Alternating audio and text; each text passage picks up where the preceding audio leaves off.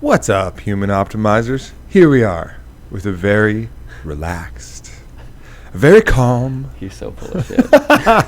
a very nice podcast all about yoga with my man, one of the guys who got me to love yoga. If it wasn't for you, I don't know if I would love yoga. No.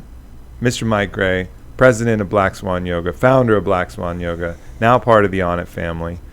And welcome to the show, first of all. Dude, thank you for having me, Aubrey. Seriously, man. You're welcome, brother. You're welcome. So I'll start off with a little story. So, back 7-8 years ago, I'm rolling around with a bunch of fighters like Roger Huerta and a bunch of these other savages. And we're doing a lot of high-impact training, a lot of weights, a lot of, working mitts and wrestling and things that are really compressing our joints. And we're like, all right, we got to do something to counteract this because, our bodies need that yin and yang. They need that balance. So right about then, there was a new yoga studio that opened up called Black Swan Yoga downtown. We'd be driving around downtown, and we'd see this big-ass line like it was a nightclub, wrapping around, hot girls in yoga pants. And we're like, this is it. This is perfect. Yeah, this is what. This is what we've been looking for. So we roll in, we take our shirts off, and we try and figure it out. And, we struggle through some yoga. We do the best we can. But what was really impressive is that, yourself and one or two other teachers transformed it from a stretching experience, which had been my previous experience with yoga, to this amazing moving meditation that took us to a whole different place beyond just the physiological benefits of what we were doing. It allowed for that, that shavasana, that final rest piece at the end to be really powerfully transformative, almost like that kind of psychedelic experience you would get in a float tank or even doing medicine work, just from moving your body, being conscious of breath, and following that all the way. So first of all, thank you for bringing that into my life. Dude, and thank you for bringing that into the tens of thousands of other people in Austin so far, tens of thousands of people on blackswanyoga.tv. And eventually, Mike Gray, the plan is bring that to the world. I know. So talk to us, man. Tell us a little bit about your journey. You're someone to me who I look up to as a real master of your craft. And so tell us how and I know that every master who I've talked to would never admit that they're a master of the craft, but I can say it because I'm not you. So tell us about your journey into becoming who you are and this yoga path. All right. So, how far back do you want to go, though? Go back to the fucking start. When did you know you were going to be a little yogi badass? A little yogi badass. Oh, man. That sounds pretty good, though. Yeah, that's yogi right. Yogi badass. All right. Well, it goes about 10 years ago. Uh-huh. So, during Hurricane Katrina, I went to work for FEMA in New Orleans. And it was like a little side job. I was at a really, I talk about it sometimes with people, but I don't really go back that far that much. But it was at a time in my life where I was hitting rock bottom. Mm-hmm. You know how we've probably all been there before where we feel like this is... Sex for crack rocks. Yeah. Not literally, but, no. But desperate. Wow. Sex for crack. Never went there, man. No, okay. No, yeah. So it wasn't quite rock bottom, but it was bad. So yeah, I wasn't, doing sex for crack rocks, but I was just depressed. Yeah. I was not happy. I was drinking Coca-Colas. You've heard of these things? Mm-hmm. I've heard of them. Yeah. The legend. They're so bad for you. I used to drink the shit out of them. Me too. Yeah. I would drink so many Cokes that my throat would get sore because the acid in the Coca-Cola, right. and I'd be having acid reflux, but I don't care because I'm fucking addicted to Coca-Colas. Mm-hmm. And I needed to go, and my parents actually were pretty cool, and they said, you know what, Michael, there's this job where you can work for FEMA, surveying people's houses for FEMA so that they can get a FEMA check. Mm-hmm. And then you're the person that goes to their house. And so I was going into these houses, and they were just disgusting, right? I mean, the city flooded, and these houses had rancid food that had been sitting out because they were all evacuated. And so I was going back into the houses with these people for the first time. and they're opening their doors, and just flies would come out of it. I don't know. Gnarly. This is going to just some gnarly shit. Yeah. So, anyways, while I'm there though, I'm on MySpace back in the day, right? 10 years ago was MySpace. And what was your profile song? Dude, I don't know. That was a long time ago. I've gone through so many social media things. Right. So, okay, so you're on MySpace? So I'm on MySpace, and I'm just, chatting with people, just hanging out, bored, because we were in these army barracks. And at one point in time, we were in the New Orleans Saints dome where they train. It was pretty trippy, man. It was a good time. And I'm chatting with this girl, and she teaches Bikram yoga. And so I said, I've done some yoga in college, but I never really did yoga on a consistent basis. She was cute. And so a girl got me into doing yoga. I was like, cool, all right. And this was in the FEMA camp, or she just... This is in FEMA. I'm in New Orleans, bored out of my mind, just trying to chat with people back in Dallas, because I'm from Dallas. Shh, don't tell anybody. So I'm in, she's in Dallas, I'm in New Orleans, and she says, come back to Dallas, and, I'll take you to a Bikram class. And I fell in love with the hot yoga. Here I was at probably, when they say that the lotus rises from the mud, I was in the mud, literally. New Orleans flooded, it was muddy, and I went into the mud of the world at that point in time. Yeah. And I started doing hot yoga, and it helped me at work. I was working at Texas Instruments. I'm some guy that, you remember those Intel commercials where they're wearing that full suit thing? Yeah. So I'm wearing that 10 hours a day with goggles on, in a clean room, and just stressed out, process engineer tech I just stuff. had such an image of Breaking Bad right there. Oh, really? I know. Yeah, That's probably why I like that shit. I'm telling you, I've been making computer chips for a long time. And so, but at the end of the day, so I was there for a while. I was there for 6 years. And after year 5, they say that you're a lifer. As in, if you've been here for more than 5 years at Texas Instruments, you're going to be here for life. And I did not want to be there for the rest of my life. It was something that, out of college, I got an associate's degree. It was cool, I can make 30 grand a year. I'm 23. Life is good. And when they said that, it was kind of no, I don't want to be 40 years old at TI. Yeah. I don't want to be 218-775. And that was my number. You badge in, badge out. And so I was doing this yoga, but it was helping me. I wasn't as stressed out. I kind of came out of the mud, and I just decided, you know what? Fuck it. If I've already been to the worst of that I feel like it can be, what do I have to lose? And so I decided at that time I like art too. I always want to be a photographer or some sort of, media artist. So I went into art, and I went into teacher training. And so that's a kind of a cool story, because how old were you at that point? Let's see. Started Black Swan 6 years ago. Teaching for 2, 8, 9 years ago. So 2009, or 2005, I was 26. 26. Yeah. So that's like a lot of the listeners here who are on some kind of path, doing something. And from 2005 to now, you've really not only made a huge mark, but are continuing to make a huge mark in a career that you totally love. And I think that's a cool story, and part of one of these consistent messages that we hear is, things were okay. I had a job. I'm at Texas Instruments. It's nothing to be bummed out about necessarily, but you found something that you would love more, and that parlayed into something that was far, far greater. And it's not like you've been doing yoga your whole life. You just decided, okay, I'm gonna figure this out because I love it. And then the fact that you love it allowed you to catch up way faster than anybody else. So, but anyways, talk to us about that first initial teacher training, because whoever taught you must have been kind of a badass as well. They were badasses. I'm not gonna, shy away from that. So I went to this place in Dallas called Sunstone, Sunstone Yoga. And the CEO, he's like 7 feet tall. He used to play basketball, like in Europe or something. Right. And so he's gigantic, man. So anytime I'm 6 foot tall, I would still have to look up at his ass. Yeah. Okay. All right.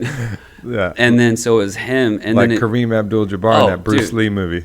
For real. Which movie all was the that, way. Lando? I don't know. You're asking the wrong guy. It wasn't Enter the Dragon. It was. I think it maybe was. Was it Enter the Dragon? I think it maybe was. But anyways. Man, we're gonna get called out. No, We should know which Bruce Lee movie. Edit the Yeah. first edit Rewind ever. that, just forget. No, we don't I edit. just watched Good Will Just- Hunting for the first yeah. time last night. How about them Goodwill apples, Lando? Hunting? How about them apples? Good Will Hunting. All right, What so were you doing watching Good Will Hunting last night? What made you want to go? date night. Yeah, Good Will yeah. Hunting. Date night. No more date. No more girlfriend. Not to have. Oh man. Oh, we need to go to yoga, buddy. Seriously. Next time. So all right, so giant man teaching. So you giant yoga. man teaching me yoga and how to teach yoga, and also then his wife, she was just some little like 4 foot tall Australian chick. Wow, how did it even fit? Ooh, not gonna go there. You said warrior poet. Oh yeah, all right. I On it can- podcast. Got it. Other podcasts. Keep it clean. Other podcasts. So now I'm thinking about how it fits and puzzle pieces. Well, I mean, So- you mean the yoga and the In the relationship. yoga. So Yeah. it was really this cool juxtaposition, though, where it was this really dominating person, but then also this other person that was more, in tune with feelings. Mm-hmm. And for me, this was the first time that I got to really tap into all the stuff that my parents were teaching me growing up. Perception is reality. Mm-hmm. Like I was just talking about, drinking out of that plastic bottle. Mm-hmm. You're like, well, Michael, it's plastic. This is glass. It's better. It's like, well, perception is reality. It's all spinach. That's one of my teachers too, Helen Stoochberry. What she would teach us and taught me is it's all in your mind, and I don't know, a Big Mac is a Big Mac, There's Right. some shit in McDonald's food, Mhm. but it really is all in your mind. And so A lot in your mind. We'll make that compromise. okay, there we go. It's a lot in your mind. And so for me, it was a transformative time, and it was a 500-hour teacher training. Sorry, Mom, but, I depleted my college fund that she kind of set aside for me to go to college with and get this bachelor's degree that everybody talks about getting. Mm-hmm. And I went to yoga school. And I followed a dream, and I gave it everything I did.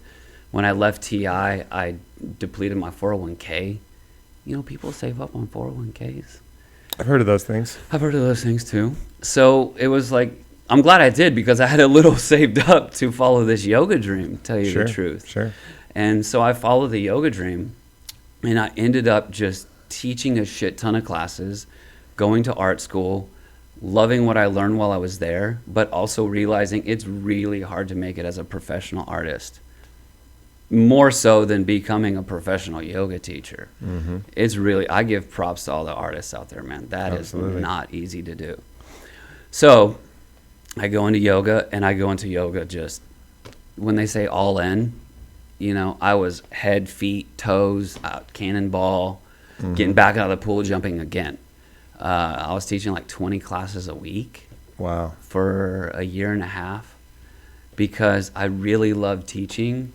Plus, I think I was just really excited, Yeah, you're following your passion. Yeah. So at a certain point, you started developing your unique style, which then parlayed into what you created with Right. Black Swan. So tell us about that. What is Black Swan? Like, what was that vision that was born of your experience, your mind, your passion?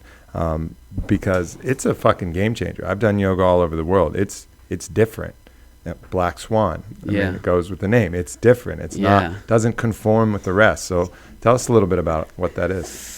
Okay, so first of all, you know how sometimes when people have something happen to them, they give props to God or whoever it is? Right. Especially when they score a touchdown. Yeah, Because God really loves touchdowns. Yeah, he does, right? And backflips in the end zone. Yeah. That's the best. Man, if I was God, I would like that shit too. I'm sure he does. Like, dude, you see that Yeah, catch? I'm sure the universe appreciates that. Yeah. So, I mean, I would give props up to the universe because it does seem that, let me go back. I want to give props up to the universe because it seems like just things, when you give it up to the universe, you know what I mean? Mm-hmm. To just like, you know what? I'm going to give it everything I can. I'm going to ride this wave, and if I fall off, well then shit, I gave it everything I could. And because you give it up to whatever happens, you end up surfing. Sure. And it's a way to get rid of fear. You know, if you just give everything up to it, then you're not afraid anymore. It's like, I've given absolutely everything. I'm not holding anything back. What is there to fear? I'm so glad you said that because that's something I was thinking about before. You know, of course, I'm nervous about this podcast. First time I had my voice recorded like this. But what is it that I'm feeling? And as a yoga teacher, I think that what set me apart was that I was teaching from my personal experience. Mm-hmm. And I wasn't somebody that, you know, went to India, but I was like the everyday guy. Dude, I used to drink Coca-Cola and go to Whataburger on my lunch break. Mm-hmm. You know, and then I'd go back to work.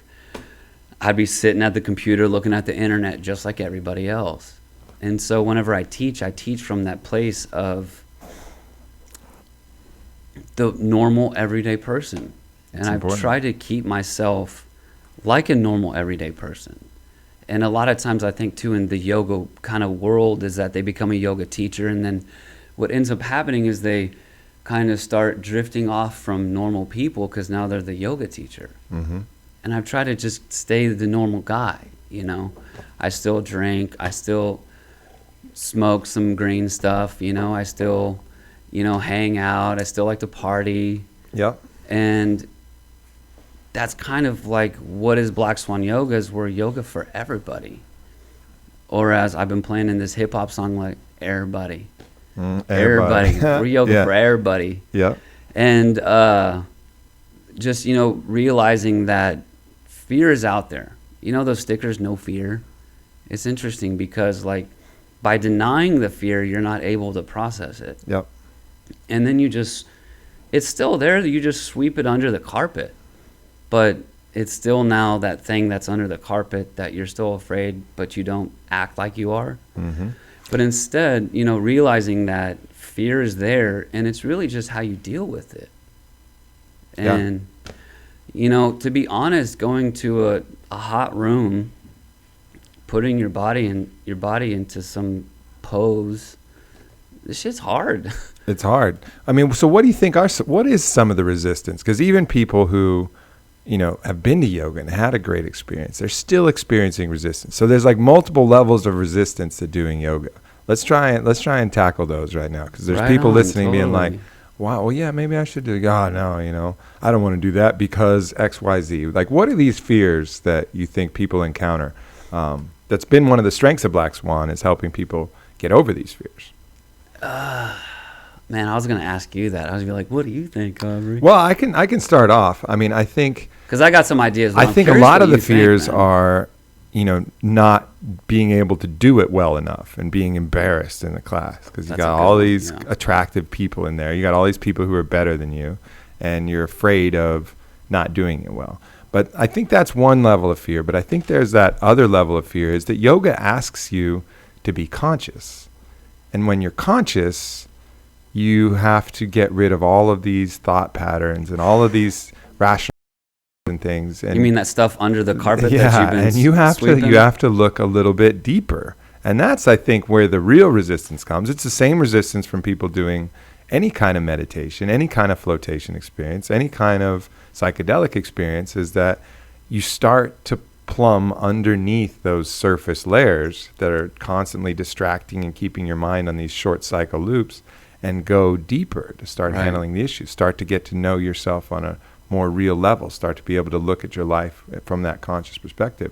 And I think that's the main fear. And then the rest of it is just the excuse. Oh my God, there's so many excuses. Right. Goodwill Hunting. Like, I might fart That's probably my biggest fear. What am I gonna do? Is that really your people biggest do fear? fart. What am I gonna do if I smell fart? Okay. Like, do I just play it off? Do I laugh? What do I do? I'm writing this down. We need to know what are people's biggest fears of yoga. That's going to be our next. Next newsletter. I remember I was with a really good-looking girl right next to me doing yoga, and she just ripped one. No. Oh, deadly! Girls don't do that. Deadly. No. Deadly foul. Yeah. But you just go through it. You know, you survive. You laugh. I mean, you have to Yeah. laugh. And then you feel the cloud. Yeah, going in your it's- mouth. Okay. It's like- Okay. it's- Are you we could getting al- to you could yoga al- fart You jokes can now? almost chew it. Yeah. It's so heavy. Disgusting. It's like it has like a cotton candy Well, texture, hey, because you know the what? heat and the fart. But that doesn't happen very often, Lando. That happened like once in See? like 6 years. Exactly.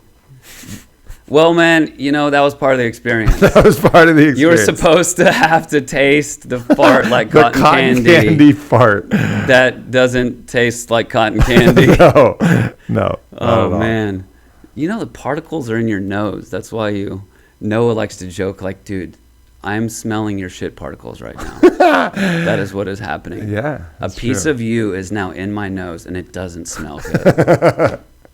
So I like to fart around them all the time now. Yeah, anybody who goes that deep with it. Is Oh just my asking gosh. For it. Okay, so what do we say? What are your biggest fears? Mm-hmm. And so many people I just went back to was like, I don't want to deal with my fears. Mm-hmm. I want to put on a face that I'm not afraid. But this is one of those things that you can't put on a face for an hour. Yeah. You can't pretend that you're not scared when, man, I'm sweating. This is hard. I want to go. This is not like sitting down at a movie and watching a movie for 2 hours. Mm-hmm.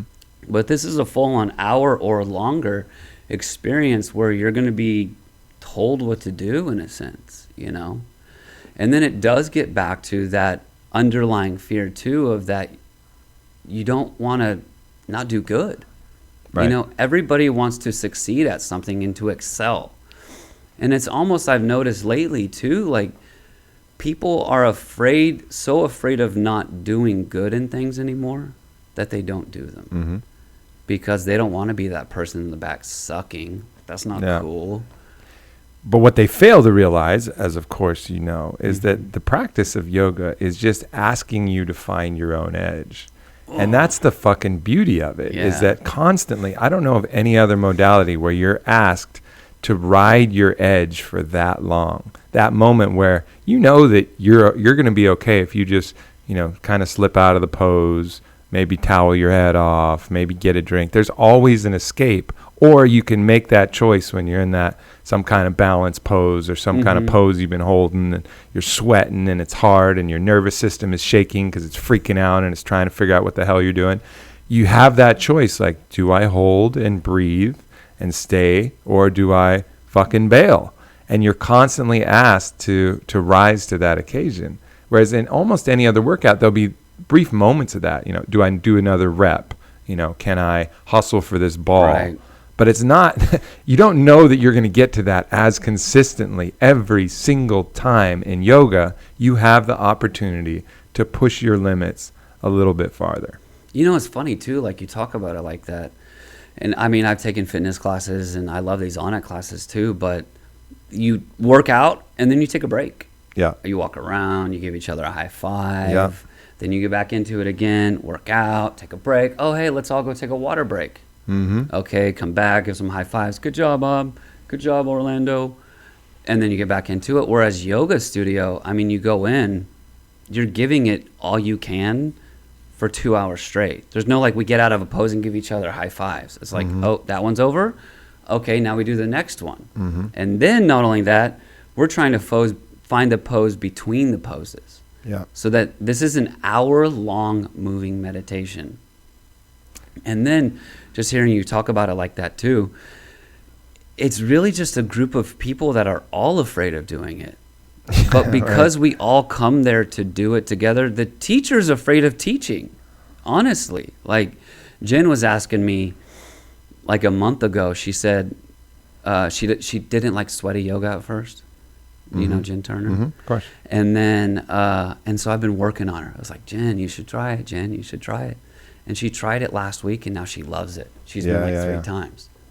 Well, that modality in particular, that's another one of the mainstays of what made Black Swan. You had this candle sweaty class. And if you guys, you can't even imagine the mayhem of this candle sweaty class. You had to show up like 40 minutes earlier and just like hang out in line, waiting, hoping that you would get a spot on the, and there was like, what, 60 people could fit in there or something like that? Yeah, it was 70. 70 people could fit in there. And you still had to wait in line. And then at the end of that line, some people didn't get to do yoga. It was that crazy. Because there was a combination of, you know, you called it candle sweaty yoga. So you had an amazing environment. And that's another mainstay of Black Swan Yoga is the environment is sexy. It's just sexy in there. The lighting, the candles, the way it's taught, the whole ambiance, the art, you know, you mentioned the art, all of that comes together. That plays a role in what it is.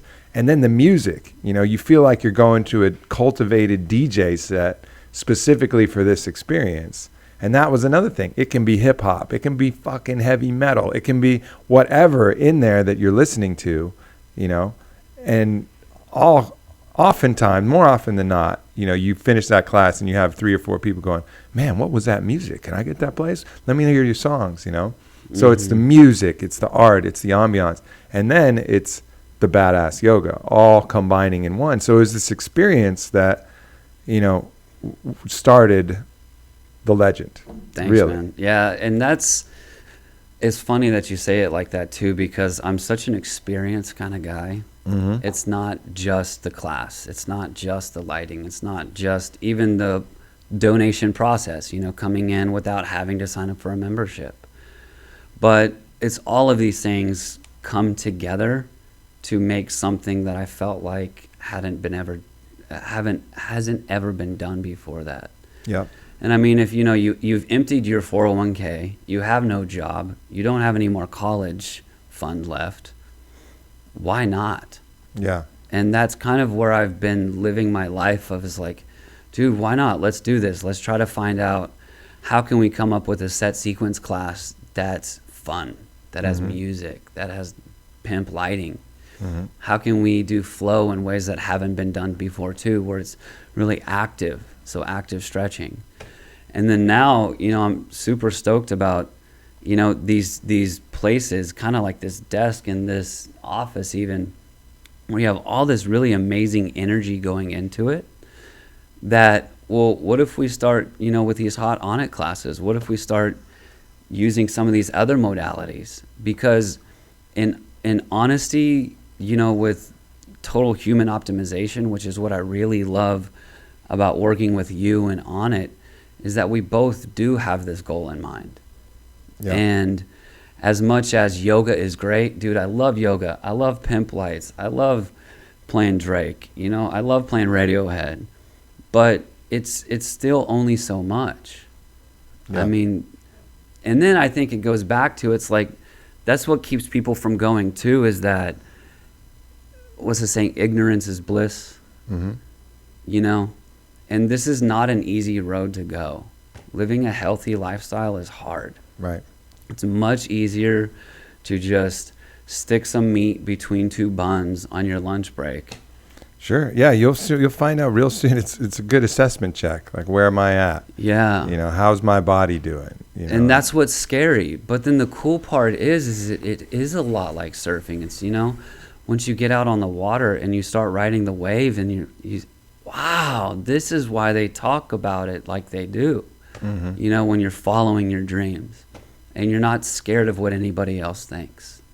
And that, I think, is one of the best things that we can just, as a man, if we're here for total human optimization, if we can do anything to try to help people just be fine and love themselves and not worry about what anybody thinks of them in a crescent moon pose or in a half moon, you know, then exactly. That's how you get over those fears. That's how you get over those fears in life. Going and testing yourself in a laboratory, like doing that yoga class, where you have to accept your limitations and realize that somebody else is going to do something way better than you are. That's how you, and being okay with that and accepting that and feeling the acceptance coming from the instructor and the acceptance coming from the other students. Everybody who shows up there, you don't judge them. You're like, man, good for you. Even the person who's terrible in there, they could look like a sumo wrestler, and they're in there, and your reaction is, damn, good for him.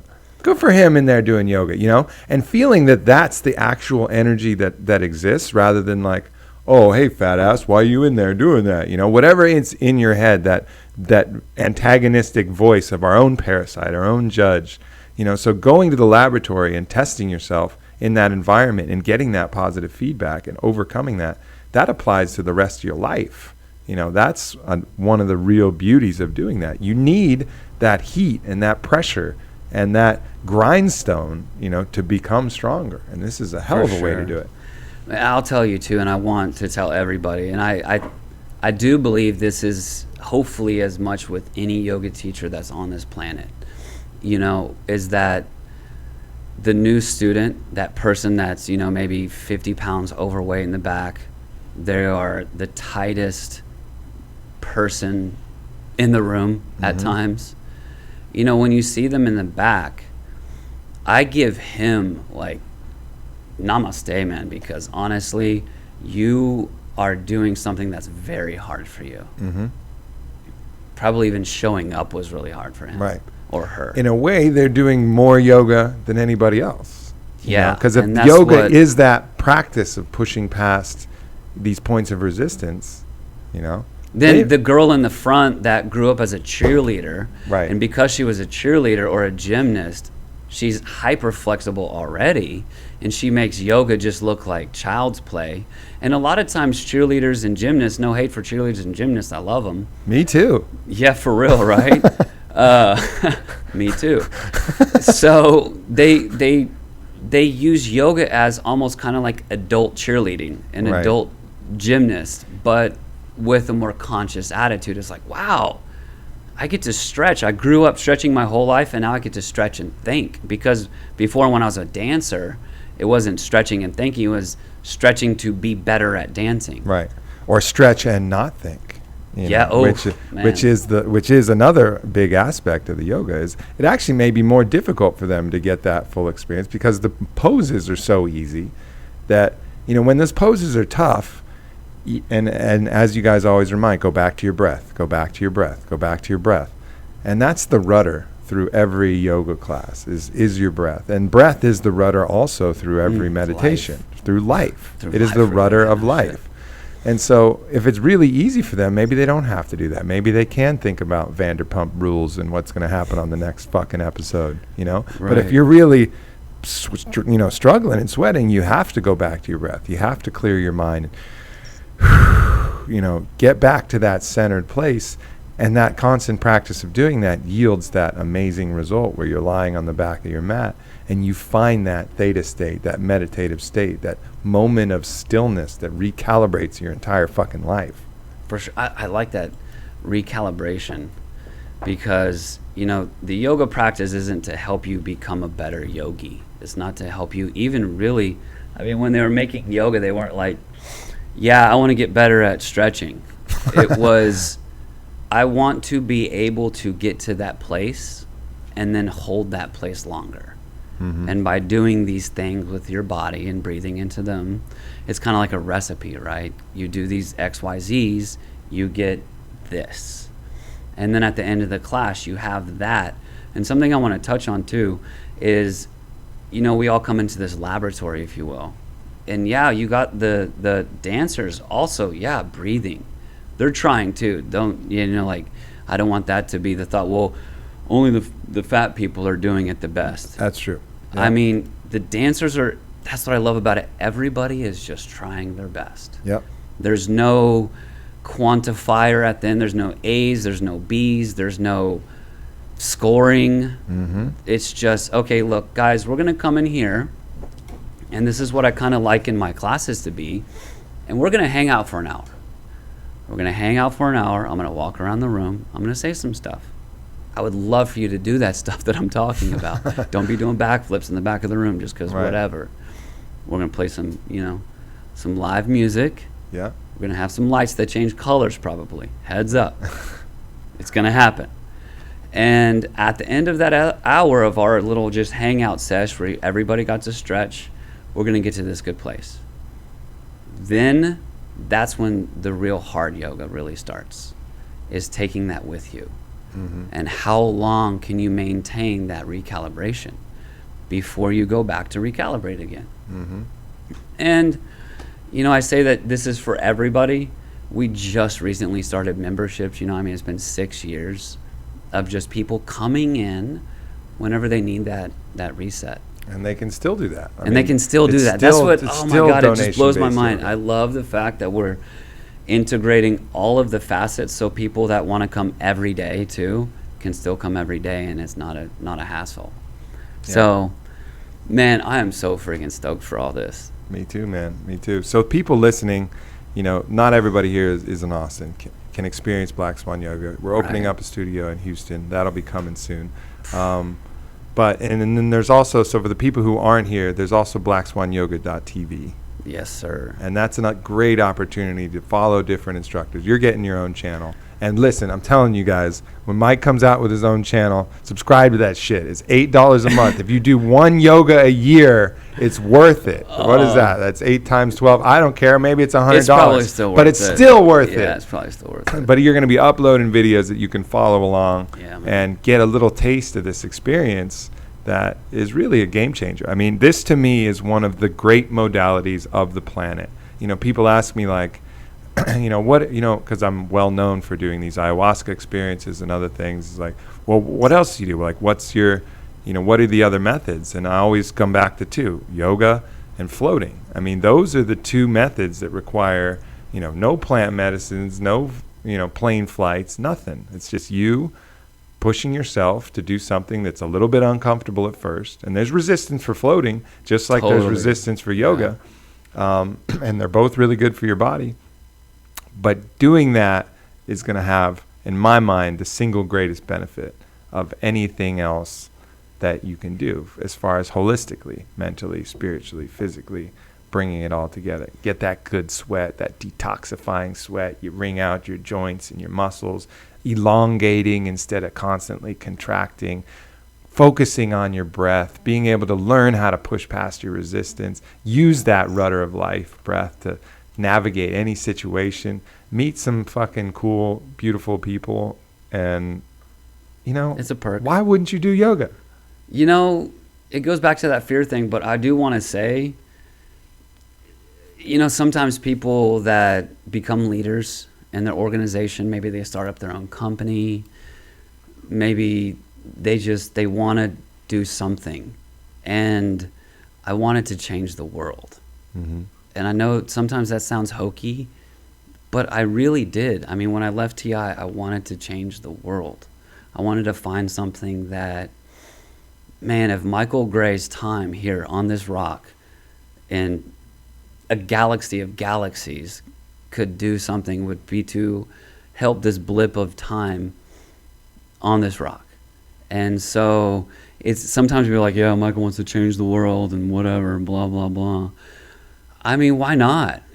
Amen to that. And if the world could do one yoga class a week, one time where they stop in their week and do a yoga class, I really, you know, like, what is it? These pageant people are like, what do you wish for? I wish for world peace. You know, that kind of thing. Right. I think that would help with world peace. For sure. Seriously, if everybody in the world stopped what they were doing once a week and stretched their body and breathe, you know, and really get into what's going on for just 30 minutes, 20 minutes, an hour, whatever. And so with Black Swan Yoga TV, that was my goal, because, I mean, in Austin and in yoga studios, you can only really help the people that go to the studio. And how do you help somebody in Oklahoma City, Oklahoma, or Hawaii? You know, this is an opportunity for us as teachers, and myself included. I'm super excited about finally launching a channel too, to actually teach a class, connect with somebody in whatever way we can via this thing called the internet, which has changed society in a positive way. And so I'm super stoked about that. And if anything, you know, for me, it's now just dealing with the fear of failure and being like, again, any normal person. You don't want to mess up. I don't want to go to yoga. I don't want to be the guy that sucks in the back of the room. you know, and just overcoming that and saying, all right, we have these 4 studios, you know, opening up here in the next couple months, 2 cities, online is ready. All right, let's do this thing. Let's do this. And look, if you want to open the baddest yoga studio on the planet, you know, hit us up. We got some teacher trainings rolling. We do. We'll turn you into some Black Swan Yoga my badasses yourself, and you can bring it to your city. That's true. not This enough. is true. This You know? is an option. That is an and, option. I have been, it's funny, man. Like, you know, running a yoga studio, multiple yoga studios for 6 years, I actually feel now like, man, I learned a couple things. I know a thing course. about a thing. That's all we can say at the That's end of the all day. we can say about at the end of the day. You got it, man. And then Yeah. you just wake up the next day and you do it all over again. Yeah, yeah. I say on my Twitter profile feed, I know nothing, but I like to sit at the table where the truth likes to have snacks. Yeah, So for real. just, you know, a few morsels fall off every now and then, and I For get real. to eat them. And We should have you know, that's snacks it. here next time. Yeah, truth snacks. But then again, like eating while you're on this podcast, It's maybe. yeah, it's a little rude. It's whatever. Mike Gray, thank you for coming. How For can sure, people buddy. follow Black Swan through all of the social channels? So I'm Black Swan Mike on Instagram and Black Swan Yoga on Instagram. I'm a big fan of Instagram. I love the fact that you can take pictures. We got our website, obviously, Facebook, Pinterest. I'm a fan of social media, man. Yep. If there's a social media out there, there's probably Black Swan Yoga. You just do the good old search. Just find it. There's even a Black Swan Yoga MySpace page, I think. Whoa. I know. That's You never know, man. that's It so might come retro. back. It might come I know. back. JT tried to bring it back. Even JT failed. If JT fails at bringing something back, it's doomed. That's what I have to say.